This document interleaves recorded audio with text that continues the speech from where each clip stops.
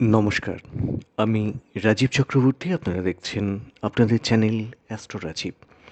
এটি মে মাসের রাশিফল। আজকের আলোচ্য রাশি এবং লগ্নটি হচ্ছে তুলা। নববর্ষ কেমন যাবে 1432 সে সম্পর্কে ভিডিও আপলোড করা আছে, চাইলে দেখে নিতে পারেন। আজকে যারা প্রথম দেখছেন তাদের বলবো চ্যানেলটি সাবস্ক্রাইব করে নিতে, কারণ প্রত্যেক মুহূর্তের আপডেট পেতে চ্যানেলটি কিন্তু সাবস্ক্রাইব করে নেওয়া প্রয়োজন। চলে আসছি মূল আলোচনায়। মে মাস, রাশি অধিপতি ষষ্ঠে, মিত্র শনিদেবের সঙ্গে অবস্থান করছেন। এই মাসে না তিনটি মেজর প্ল্যানেটের কিন্তু স্থান বদল আছে। মেজর প্ল্যানেট এই কারণে বলছি, যারা একটা ঘরে দীর্ঘদিন অতিবাহিত করেন, একজন 1 বছর আর দুজন 1.5 বছর করে। বৃহস্পতি 1 বছর একটা ঘরে অবস্থান করেন, তো তিনি আপনাদের সাপেক্ষে অষ্টম থেকে নবমে আসছেন, এবং কেতু চলে আসছেন তুলা সাপেক্ষে একাদশে, এবং রাহু চলে আসছে ষষ্ঠ ছেড়ে পঞ্চমে। সার্বিক বিচারে দেখা যাচ্ছে তুলার শরীর স্বাস্থ্য নিয়ে বিশেষ চিন্তিত হওয়ার কারণ নেই, উদ্বিগ্ন হওয়ারও কিন্তু কোনো কারণ সেই অর্থে থাকছে না। শুধু একটু চোট আঘাত লাগা থেকে সাবধান থাকবেন। চোট আঘাত বা রক্তপাত, কিন্তু সেটা খুব মেজর কিছু হবে এমন কিন্তু কিছু নয়। এটা হবে, এই ব্যাপারেও একটু সাবধান থাকতে হবে 14 তারিখ পর্যন্ত। 14 তারিখের পর থেকে এই যে চোট আঘাতের কথা বললাম, তার সম্ভাবনাও আস্তে আস্তে ক্ষীণ হয়ে আসবে, অর্থাৎ সে সম্ভাবনাও কিন্তু কমে আসছে। বাবা মায়ের স্বাস্থ্য নিয়ে বিশেষ উদ্বিগ্ন হওয়ার, যে মারাত্মক কিছু হয়ে যাবে বা এই ধরনের কিছু হওয়ার কোনো সম্ভাবনা কার্যত নেই, বরং বাবা মা সুস্থতার দিকে যাবেন। যাদের বাবা এবং মা যদি কেউ প্রেশারের কোনো রোগী হন, প্রেশার রিলেটেড কোনো রোগ, একটু আপাতত নজরে রাখতে হবে, একটু ওষুধ বিষুধ খাওয়াতে হবে, এই আর কি। এর বেশি কিছু হওয়ার সম্ভাবনা সেই অর্থে নেই। বাবা বা মা উভয়ের ক্ষেত্রেই একই কথা বলবো, কোনো রকম ছোটোখাটো চোটাঘাত বা উত্তপ্ত কোনো বস্তু একটু পড়ে গেল গায়ে, এই ব্যাপারগুলো থেকে না একটু সতর্ক থাকবেন। কিন্তু ওই যে বললাম, মেজর কিছু ভয় পাওয়ার কোনো কারণ নেই। সন্তানের স্বাস্থ্য বা তাদের মতিগতি কিন্তু একটু চিন্তার কারণ হচ্ছে, বিশেষত 18 তারিখের পর থেকে, 18ই মের পর থেকে সন্তানের স্বাস্থ্যের দিকে একটু নজর রাখুন, বা তাদের মতিগতির দিকে একটু নজর রাখার প্রয়োজন থাকবে। চলে আসবে মোস্ট ভাইটাল যে পার্ট, সেটা হচ্ছে অর্থ।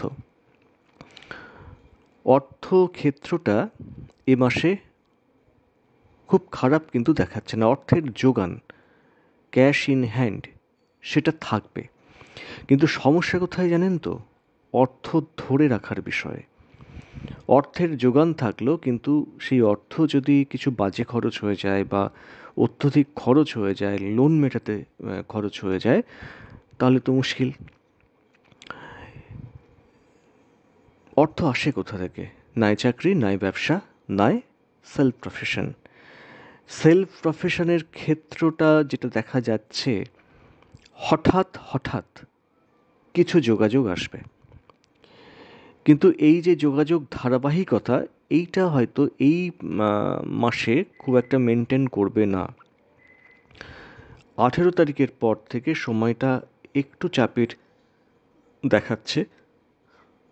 পঞ্চমে রাহুর প্রবেশ এবং সেখানে মঙ্গলের দৃষ্টি, এটাই একটু সমস্যার কারণ কিন্তু তৈরি করবে। এটা সাময়িক একটা ব্যাপার, তারপরে মঙ্গলের যখন ট্রানজিট ঘটে যাবে তখন এই সমস্যাটাও চলে যাবে, এবং সেক্ষেত্রে দেখবেন আবার যোগাযোগগুলো বাড়ছে, আবার হঠাৎ হঠাৎ কিছু প্রাপ্তি কিন্তু আপনাদের জীবনে আসবে। চলে আসবো চাকরি ক্ষেত্র। ডেলি হাজিরা যেখানে বোঝায় চাকরি ক্ষেত্র মোটামুটি কিন্তু ভালো ফলের আশা করতে পারেন। এই মাসে নতুন কোনো কর্মযোগ, সেটা কিন্তু সূচিত হতে পারে। নতুন কোনো কাজের যোগাযোগ বা নতুন কোনো জায়গায় কর্মপ্রাপ্তি, এটা হলেও হবে। দেখবেন 14 তারিখের পর থেকে যে সময়টা শুরু হচ্ছে, সেই সময়ের পর থেকে এইরকম কিছু যোগাযোগ বা কিছু কর্মপ্রাপ্তি এই জায়গাটা কিন্তু শুরু হচ্ছে। দেখুন, বৃহস্পতি আপনাদের নবমে আসছেন, কিন্তু বৃহস্পতি অর্থাৎ ভাগ্যস্থানে বৃহস্পতি আসছেন, ভালো কথা, নিশ্চয়ই ভালো। কিন্তু বৃহস্পতি আপনাদের তৃতীয় এবং ষষ্ঠপতি। সেটা অনেকেই হয়তো অন্য প্ল্যানেট হলে হয়তো বলা যেত যা ওরে বাবা, তৃতীয় ষষ্ঠপতি ভাগ্যস্থানে, কিন্তু ইনি তো দেবগুরু বৃহস্পতি, আর বৃহস্পতি তো বৃহস্পতিই হন, তাই না? তো সেক্ষেত্রে কিন্তু একটা পজিটিভ ফল আপনারা পাবেন আশা করছি। বৃহস্পতির দৃষ্টিতে অমৃত বর্ষণ হয়, এটা আপনারা জানেন। তো এই যে ব্যাপারটা, এটা কিন্তু থাকছে, এর শুভ ইমপ্যাক্ট আপনারা ডেফিনেটলি পাবেন। ব্যবসার ক্ষেত্রটা কিন্তু না একটু চাপ দেখাচ্ছে এই মুহূর্তে। ব্যবসা ক্ষেত্রটা খুব যে ভালো হচ্ছে তুলার ক্ষেত্র, এটা বোধহয় নয়। ব্যবসার কোথাও কোথাও একটু প্রবলেম কিন্তু তৈরি হচ্ছে। তো এই প্রবলেমটাও আশা করছি কেটে যাবে।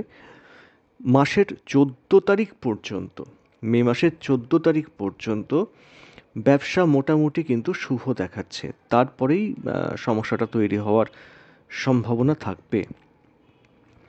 তো এই প্রথম যে 14টা দিন ব্যবসাটা তো ভালো করে করে নিন, অত চিন্তার কী কারণ আছে।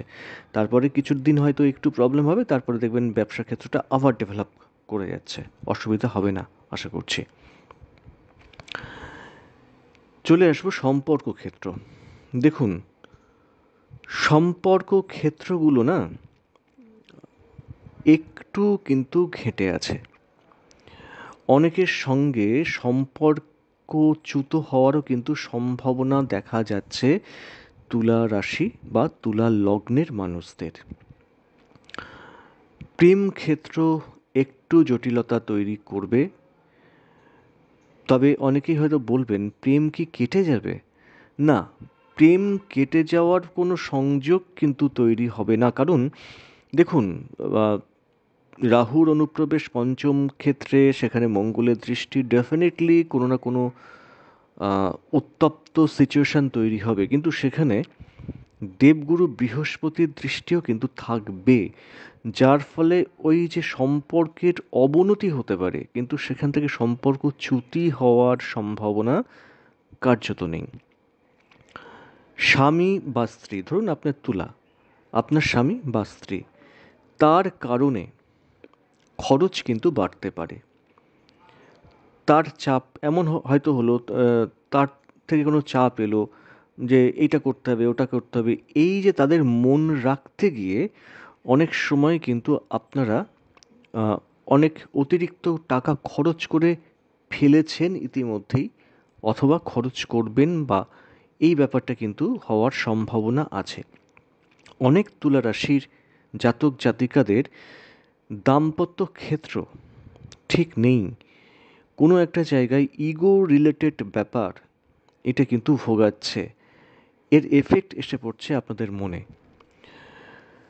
সম্পর্কটা টিকিয়ে রাখার জন্যে বা বাঁচিয়ে রাখার জন্যে তুলাকে কিছু কিছু জায়গায় স্যাক্রিফাইস করতে হচ্ছে এই মুহূর্তে।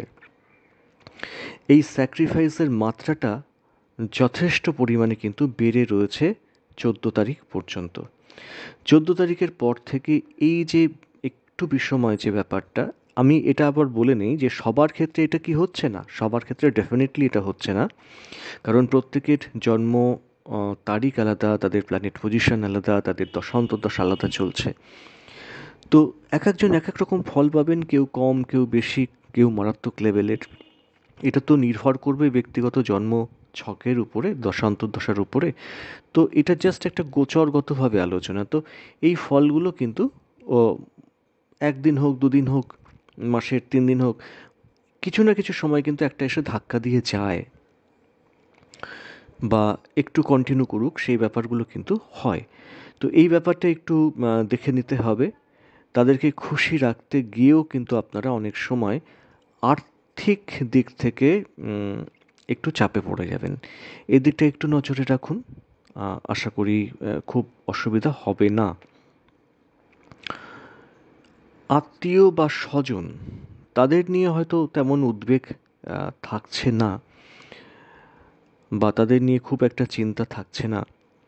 তবে একটা জিনিস জানবেন, পড়শি, যার পড়শি বলুন বা ফ্রেন্ড সার্কেল বলুন, সেখান থেকে মাঝে মাঝে ইতিমধ্যেই চাপ তৈরি হয়েছে, নতুবা চাপ তৈরি হওয়ার একটা কিন্তু অবকাশ থাকছে।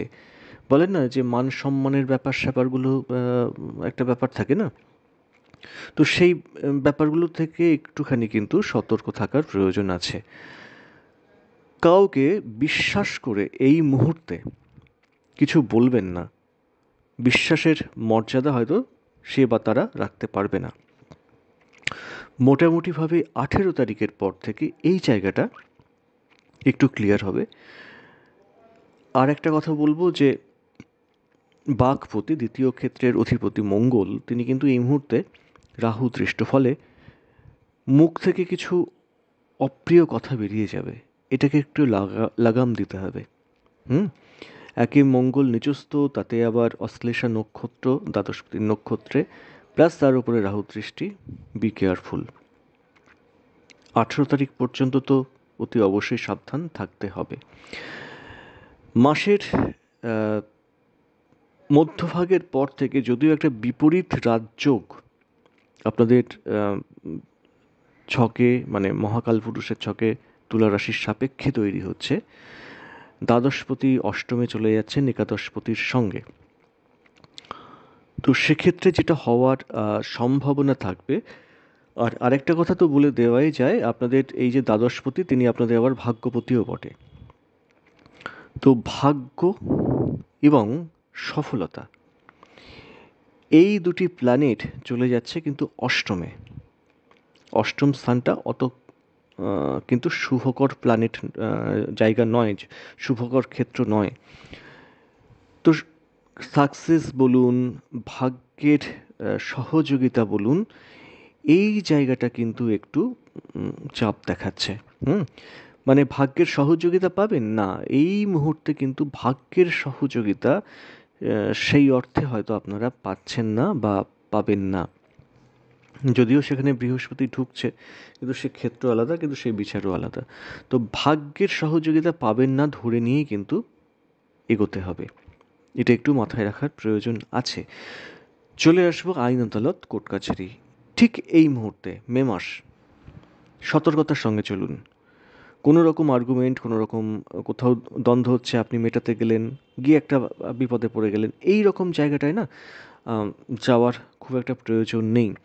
তবে ওই যে প্লাস পয়েন্ট বললাম, 14 তারিখের পর থেকে দেবগুরু বৃহস্পতি ভাগ্যস্থানে আসছেন, এইটা অনেকাংশে আপনাদের বাঁচিয়ে দেবে মোটামুটি। তাহলে বলবো 14 তারিখ পর্যন্ত বি কেয়ারফুল, কারণ এরপরেই আপনাদের রাশি তথা লগ্নে যেহেতু তার দৃষ্টি পড়বে, কিছুটা কিন্তু আপনারা সেফ হয়ে গেলেন। হোক তৃতীয়পতি, হোক ষষ্ঠপতি, তবু তিনি দেবগুরু বৃহস্পতি, আর বৃহস্পতি বৃহস্পতিই হন।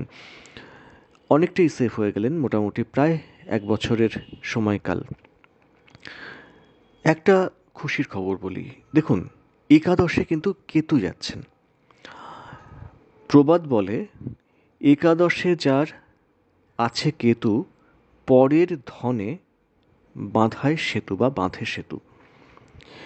একাদশ স্থানে যে প্ল্যানেটই যাক না কেন, তারা কিন্তু শুভ ফল প্রদায়ী হন ঘর বুঝে। কারণ যেহেতু রাহু এবং কেতু ছায়া গ্রহ, তারা কিন্তু যে ঘরে যাচ্ছেন সেই ঘরের যিনি প্ল্যানেট বা অধিপতি, সেই অনুযায়ী কিন্তু ফল প্রদান করার চেষ্টা করেন।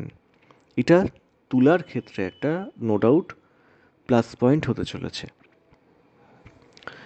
এরপর আসবো বিদ্যাক্ষেত্র। চতুর্থপতি মন বা মানসিকতার কারক গ্রহ, যে চতুর্থ ক্ষেত্র, তিনি রয়েছেন ষষ্ঠে।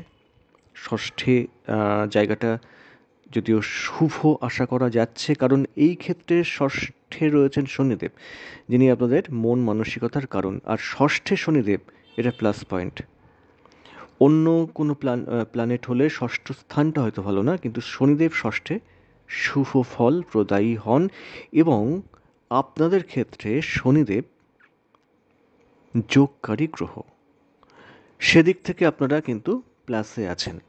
কিন্তু যেহেতু রাহুর মুভমেন্ট পঞ্চমে, সেহেতু একটা সবসময় টেনশান, একটা অ্যাংজাইটি কিন্তু ক্রিয়েট করবে, মাথার উপর একটা সবসময় চাপ, মনটা বিক্ষিপ্ত হওয়া, এই ঘটনা কিন্তু ঘটার সম্ভাবনা থাকবে। মন মানসিকতা একটু উগ্র, একটু মাথা গরম হওয়ার টেন্ডেন্সি থাকবে।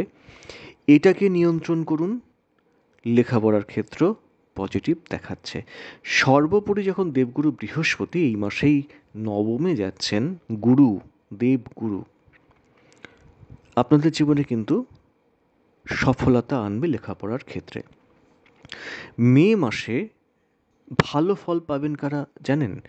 যারা গবেষণাধর্মী কাজের সঙ্গে জড়িত, তারা কিন্তু গবেষণার ক্ষেত্রে সাকসেস বা সাফল্যের মুখ দেখবেন। এই জায়গাটাকে আপনারা কাজে লাগান।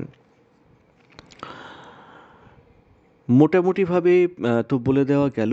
আরেকটা কথা বলতেই হবে, যারা বিদেশে থাকেন তারা কেমন ফল পাবেন। যারা বিদেশে রয়েছেন তারা প্রতিযোগিতার মাধ্যমে লাভ পাবেন, অগ্রগতি পাবেন। স্লো কিন্তু স্টেডি একটা ডেভেলপমেন্ট কিন্তু এইবার আপনারা দেখতে পাবেন।